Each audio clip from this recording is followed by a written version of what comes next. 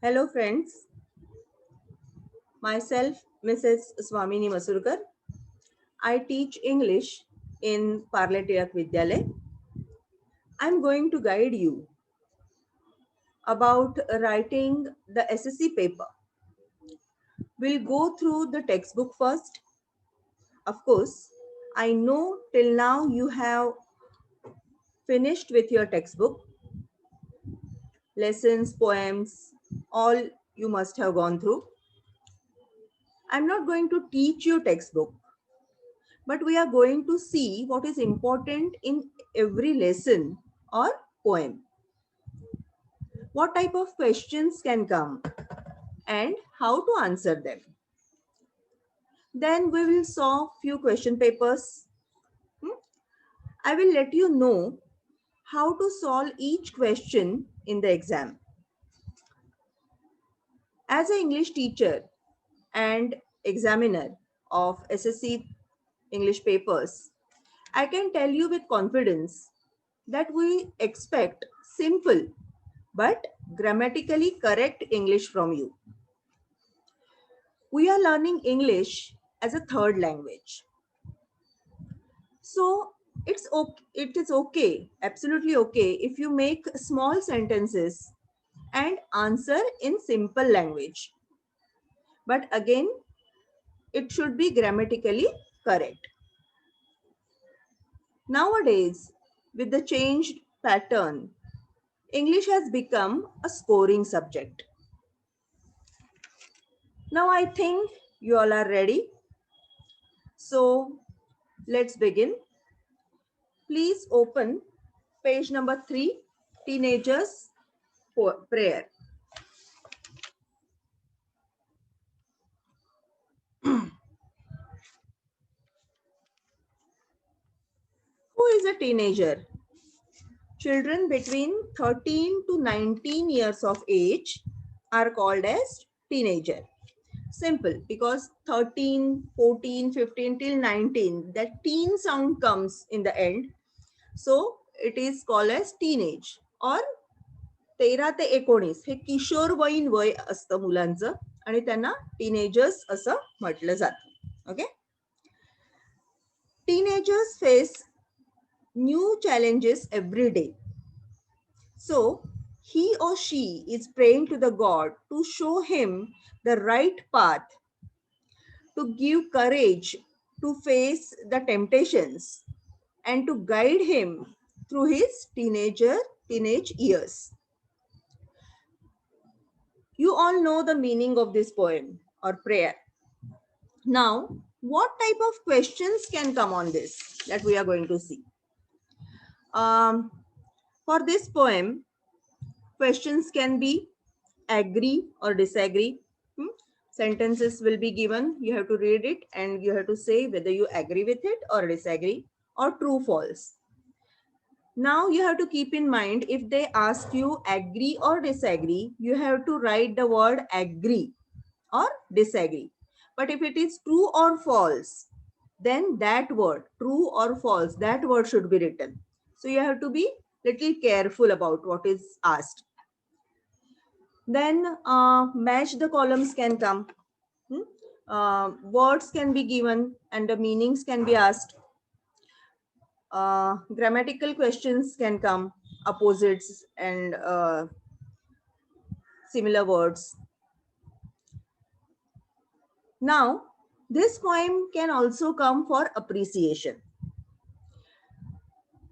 From last, I think 2 years, we have appreciation only for 5 marks. And it is really very simple. Now, how you will write the appreciation of this poem that we are going to see. For appreciation, the whole poem is given there in front of you. So you need not worry. You need not by heart the poem. Okay. The poem will be there in your question paper. Now, how will you write it? For appreciation, the points are, first, you have to write the title. कवितेचं नाव, a teenager's prayer दिलेलंच आहे तिकडे समोर. तर त्याचा अर्धा mark अगदी सहज तुम्हाला मिळून जाईल. Then the second point is poet. हे पॉइंट्सही परीक्षेला दिलेले असतात हा, सो त्याच्याही बद्दल तुम्हाला काही काळजी करण्याची गरज नाहीये. पोएट कोण आहे कवितेचा तेही खाली दिलेलं आहे कवितेच्या खाली, so that you can easily write. इथे 1 mark, you will get 1 mark very easily here. Okay. Then comes the theme और द सेंट्रल आयडिया. याला 2 मार्क असतात. नाव सेंट्रल आयडिया किंवा थीम इथेच मार्क जाण्याची जास्त शक्यता असते. ओके, कारण इथे तुम्हाला स्वतःच्या शब्दामध्ये त्या कवितेमध्ये काय सांगितलं आहे, काय सेंट्रल आयडिया काय आहे, थीम काय आहे ते लिहिणं अपेक्षित असतं. ओके, सो हे लिहिताना एक लक्षात ठेवा 2च मार्क आहेत, त्यामुळे 4 ते 5 ओळी, फार फार तर 6 ओळी हे मोर दॅन इनफ आहे. कधी कधी मुलं ह्या थीम लिहिण्याच्या नादामध्ये मोठे मोठे पॅसेजेस लिहून काढतात आणि जेवढं जास्त लिहितात तेवढी चुका होण्याची शक्यताही जास्त असते. हा, तर मी परत एकदा सांगते की असं करू नका. एवढं खूप जास्त लिहिणं 2 मार्कांसाठी आम्हाला मुळात अपेक्षितच नाहीये तुमच्याकडनं.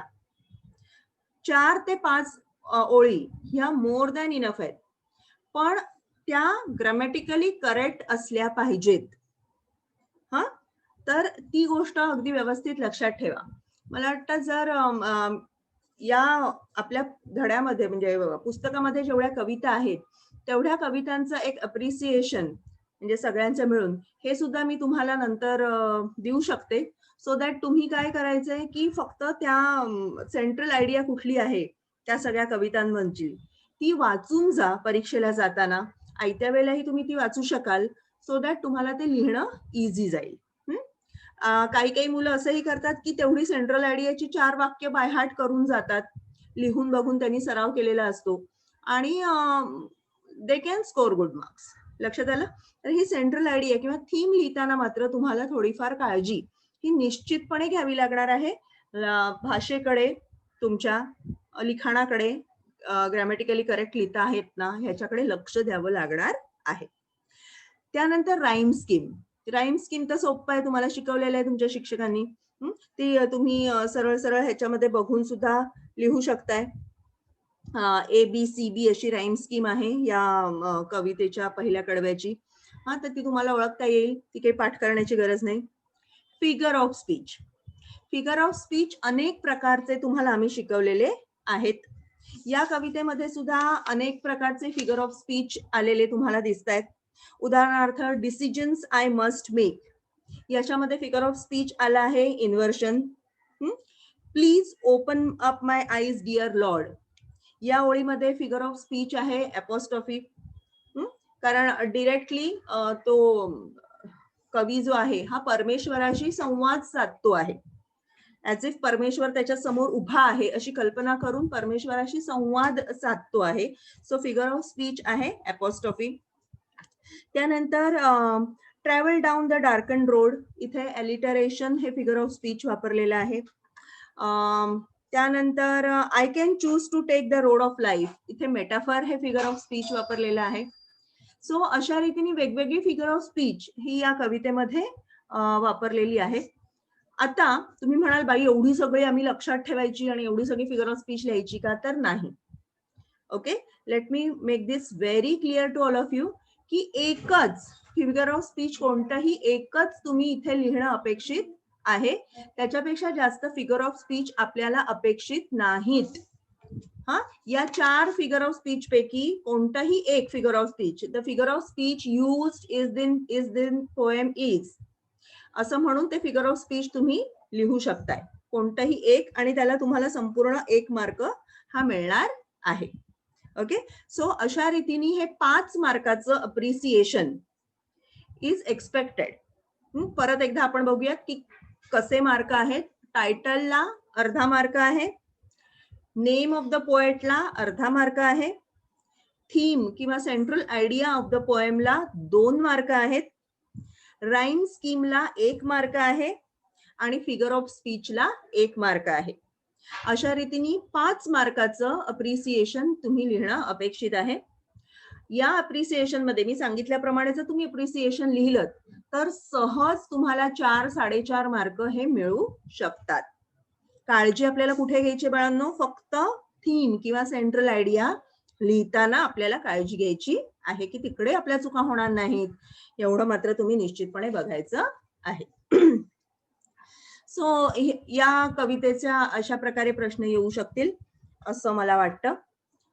त्याच्यानंतर एखादा पर्सनल रिस्पॉन्सचाही प्रश्न या कवितेवर येऊ शकेल जो तुम्ही व्यवस्थित लिहू शकाल. ओके, जर तुम्हाला या कवितेवर अजून काही शंका असतील, प्रश्न असतील तर तुम्ही आम्हाला नक्की विचारू शकता आणि आम्ही तुमच्या प्रश्नांची उत्तरं देण्याचा प्रयत्न नक्कीच करू. तर आपण पुढच्या धड्याकडे वळूयात. Page number 8. An encounter of a special kind.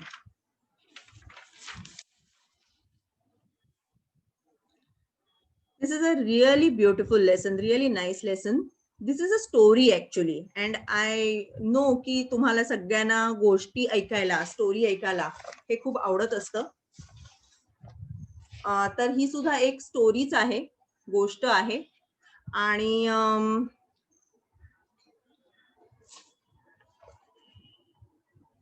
बघूया आता या गोष्टीमध्ये काय आहे, ही गोष्ट कसली आहे. तर this is a story by Tapan Mukherjee about a young boy who rescued, nursed and saved a baby langur. The baby langur was attacked by a dominant male langur with intent to kill it. अगदी त्याच्यावर हल्ला करून त्याला मारण्यासाठी त्याच्यावर त्या मोठ्या mail लंगूरने हल्ला केला होता आणि त्या छोट्या बाळाला माकडाच्या छोट्या बाळाला या लेखकाने वाचवलं किंवा लेखकाने सांगितलेला तो जो मुलगा आहे त्यांनी वाचवलं आणि त्याची सेवाही केली. आणि नंतर त्या पिल्लाची जी आई आहे तिने नजरेतून आपलं ग्रॅटिट्यूड जे आहे लेखकाच्या प्रती हे तिने व्यक्त केलं. याबद्दलची ही स्टोरी आहे, हे तुम्हाला सगळ्यांना माहिती आहे. This story underlines the bond of trust, compassion and mutual understanding between man and animal. माणूस आणि प्राणी यांच्यामध्ये फक्त भुकेचं नातं नसतं. म्हणजे प्राण्यांना भूक लागली की माणूस खाऊ घालतो आणि मग प्राणी आनंदी होतो, हे आहे. पण त्याच्या पलीकडे जाऊन एखादं सुंदर नातं यांच्यामध्ये तयार होऊ शकतं, हे या स्टोरी मधनं आपल्याला दाखवलेलं आहे. दिस इज अ ब्युटिफुल स्टोरी. आता ह्या धड्याचा अभ्यास करताना एक गोष्ट लक्षात ठेवा की हा धडा व्यवस्थित वाचणं आवश्यक आहे. तुम्ही कोणताही धडा किंवा कविता, पाठ्यपुस्तक in general, you have to read it very carefully. पाठ्यपुस्तकाचा वाचनाला पर्याय नाही, ही गोष्ट नीट लक्षात ठेवा. अजूनही तुम्ही जर पाठ्यपुस्तक नीट वाचलं नसेल तर ते नीट वाचायचंय. खरं तर वर्षातनं किमान 4 वेळेला तुमचं पाठ्यपुस्तक इंग्रजीचं हे नीट वाचून झालेलं असलं पाहिजे. ओके, एनिवेज, तर ही स्टोरी जी आहे ही तुम्ही नीट वाचायची आहे. आता या धड्यावर कोणत्या प्रकारचे प्रश्न येऊ शकतात त्याचा थोडासा विचार आपण करूयात. तर या धड्यावर कोणताही पॅरेग्राफ येऊ शकतो. या धड्यावर धड्यात असे अनेक पॅरेग्राफ आहेत की जे परीक्षकांना आकर्षित करतात. परीक्षकांना म्हणजे आम्हाला कुठले एक्झाम म्हणजे जो काही कोणी पेपर सेट करतो त्याला आकर्षित करण्याची कुठली गोष्टी असतात पॅरेग्राफ मध्ये, तर त्याच्यामध्ये आम्हाला प्रश्न काढणं सोपं गेलं पाहिजे. असं असतं की ऍग्री डिसऍग्री किंवा मॅच द कॉलम्स किंवा कम्प्लीट द वेब, अशा प्रकारचे प्रश्न सेट करता आले पाहिजेत आणि तसे इथे पॅरेग्राफ भरपूर आहेत. ओके, सो हा धडा आमचा एक फेवरेट धडा आहे प्रश्नपत्रिका काढताना आणि सोपाही आहे, त्यामुळे मुलं सहज ह्याच्यावरची उत्तरं लिहू शकतात. सो मी सांगितल्याप्रमाणे तुम्हाला या धड्यावर अशा प्रकारचे प्रश्न हे येऊ शकतात. की agree disagree, true or false, match the columns. आता मॅच द कॉलम्स मध्ये पण तुम्ही थोडंसं लक्षात ठेवायचं आहे की मॅच द कॉलम्स लिहिताना ग्लॉसरी जी असते तुमची, या ग्लॉसरीवर थोडंसं तुम्ही लक्ष पुरवणं हे आवश्यक आहे. ग्लॉसरी म्हणजे शब्द जे आहेत धड्याच्या बाजूला दिलेले हे शब्द हे जरा एकदा वाचून जा. पाठ करण्याची आवश्यकता नाही, पण हे शब्द वाचणं हे फार आवश्यक आहे. कारण ते जे शब्द आहेत त्याचे अर्थ बरेचदा परीक्षेला विचारले जातात. ओके, सो त्या प्रश्नांचं वाचन तुम्ही करणं त्या शब्दांचं हे आवश्यक आहे. जोड्या जुळवासाठी त्याचा उपयोग होऊ शकतो किंवा अपोजिट्स विचारले जाऊ शकतात तुम्हाला. तर ते अपोजिट सुद्धा तुम्ही करू शकता त्याचा अभ्यास. ग्रामॅटिकल क्वेश्चन्स या धड्यावर खूप सारे विचारले जातील तुम्हाला किंवा विचारले जाऊ शकतात. तर ग्रामर जे आहे हे 9वी पर्यंत तुम्हाला जे ग्रामर झालेलं आहे ऑलरेडी तेच ग्रामर 10वीला आहे. 10वीला असं काही वेगळं ग्रामर आम्ही तुम्हाला शिकवतच नाही. सो 8वी 9वीला तुमच्या शिक्षकांनी जे ग्रामर तुमच्याकडनं करून घेतलेलं आहे तेच ग्रामर व्यवस्थित तुम्ही करायचं आहे. या धड्यावर अजून एक प्रश्न येऊ शकतो, तो म्हणजे घटना कालानुक्रमे लावा. पहिली घटना कुठली घडली, दुसरी कोणती घडली, हा योग्य क्रमाने लावण्यासाठी तुम्हाला या धड्यावर असा प्रश्न निश्चितपणे येऊ शकतो. तर यासाठी सुद्धा तुम्हाला धड्याचं वाचन असणं आवश्यक आहे. जो पॅरेग्राफ दिलेला आहे अर्थातच त्या ज्या घटना असतील त्या पॅरेग्राफ मधल्याच असणार आहेत. आम्ही असं नाही करू शकत की पॅरेग्राफच्या बाहेरच्या घटना तुम्हाला देऊ शकत नाही. जे प्रश्न आम्ही विचारणार आहोत ते त्या दिलेल्या पॅरेग्राफची निगडीतच असणार आहे. सो रिलॅक्स आणि त्या ज्या घटना आहेत त्या तुम्ही तिकडनं वाचून त्याची उत्तरं सहजपणे म्हणजे क्रम त्याचा सहजपणे लिहू शकणार आहात. ओके, त्यानंतर या धड्यावर पर्सनल रिस्पॉन्सचे क्वेश्चन्स वेगवेगळ्या प्रकारचे येऊ शकतात. एक प्रश्न खूपदा विचारला गेला या धड्यावर पर्सनल रिस्पॉन्सचा, तो असा आहे की what will you do if you find an injured bird or animal. तुम्हाला जर एखादा जखमी पक्षी किंवा प्राणी दिसला तर तुम्ही काय कराल. ओके, सो ह्याचं उत्तर जे आहे हे सुद्धा तुम्हाला किमान 4 ते 5 ओळींमध्येच लिहिणं अपेक्षित आहे. पर्सनल रिस्पॉन्सचा क्वेश्चन हा 2 मार्कांसाठी असतो, राईट. आणि या 2 मार्कांसाठी 5 ते 6 ओळी इतकंच लिखाण आवश्यक आहे. Again I am saying it should be grammatically correct.